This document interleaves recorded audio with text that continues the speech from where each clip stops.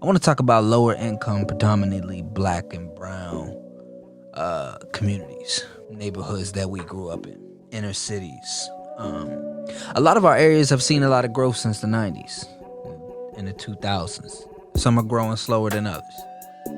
Let's take New York for an example. So according to New York public accounts, prior to COVID, the city of New York continues to set record numbers for economic growth. They've created more jobs since 2009 than whole states have, the city alone.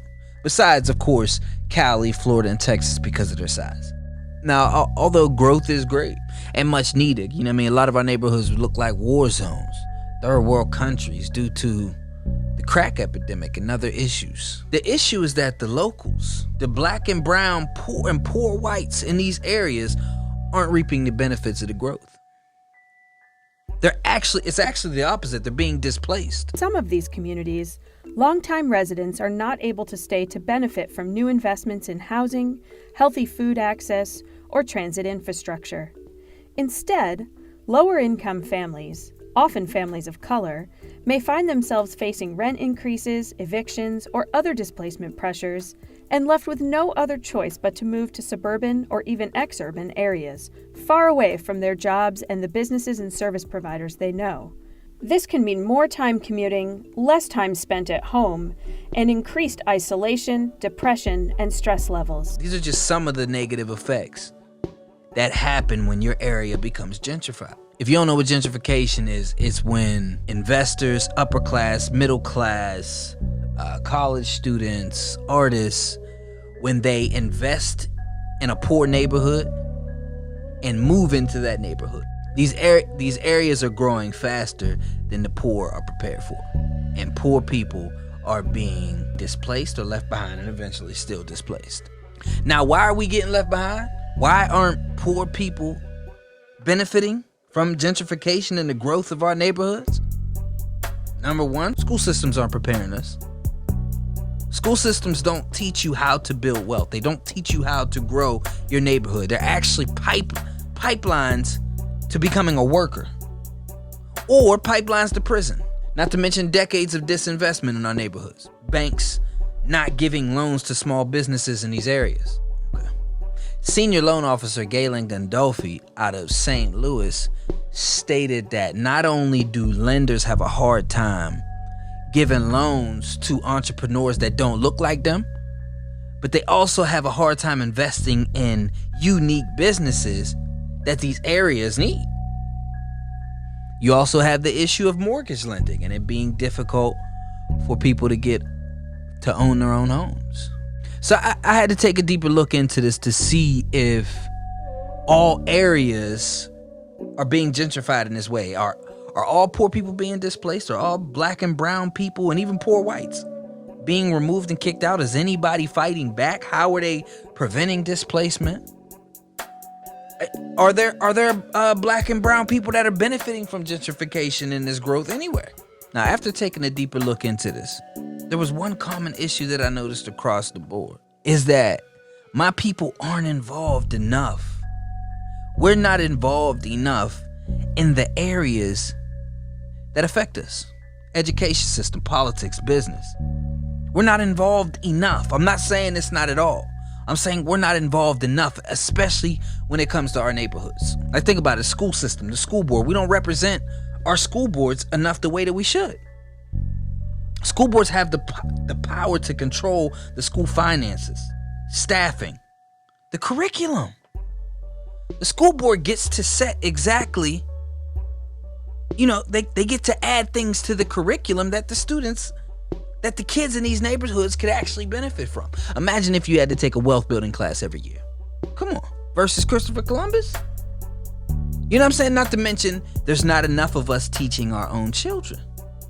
Ain't nothing wrong with diversity, don't get me wrong. Ain't nothing wrong with it. But in order to get through a kid like me, growing up, coming from a single parent home, broken home, low income, all of this trauma, the best way to get through to me is to be someone that comes from that. Let's look at politics as well. We have to represent ourselves more in politics. Get behind those that come from our areas that have good intentions that are running for office. or get organized with like-minded individuals, become bipartisan, and hold politicians accountable to make sure that situations like this don't happen. That you could protect the elderly, protect the disabled, protect the poor. You know what I'm saying? Washington Post said that there's community leaders around the world in other areas that have developed approaches to make sure that they could fight back against displacement. Because let's be real, if we leave it up to investors and politicians, it just becomes a winner-takes-all situation. And personally, I'm not afraid of it. You know what I'm saying? I'm all for competition. But I'm worried about grandma. I'm worried about grandpa. I'm worried about the disabled veteran that comes home. That's on a fixed income.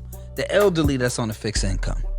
Let's look at business as well. Nobody understands your culture, your neighborhood better than you. You know exactly what pieces of the puzzle are needed. Be a part of the growth. Become a business owner. Open businesses. I know it's easier said than done, but take the steps. Invest in properties. You walk past dumps every day. You walk past a piece of property that is a dump, just run down. Houses and commercial units. You don't even consider it. But remember, those same buildings, those same properties in Brooklyn are now worth millions. At the very least, you gotta own the home that you live in. I'm not saying it's easy. Some people's situations are different, but do what you gotta do to take steps towards it, whether it's building your credit up, becoming more valuable so that you could, increase how much you earn and bring in. Because ownership is the easiest way to benefit from gentrification and growth. You know what I'm saying? Like, I looked at Washington, D.C. Washington, D.C. used to be called Chocolate City. It used to be filled with, you know what I'm saying? The inner city was filled with nothing but black people. They were gentrified. Displaced. The poor blacks were displaced. But there's a small town in D.C. called Petworth. Just about 3,500 residents. Now in Petworth, in 2000, 9 out of 10 people were black.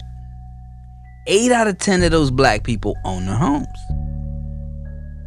Now, according to this article, not sure what year it is, but at the current moment of this article, not sure what year it is, 6 out of 10 black people live in this residence now. So yes, it was gentrified, but they didn't get displaced.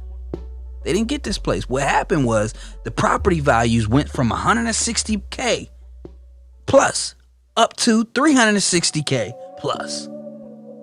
So they didn't get displaced. They cashed out.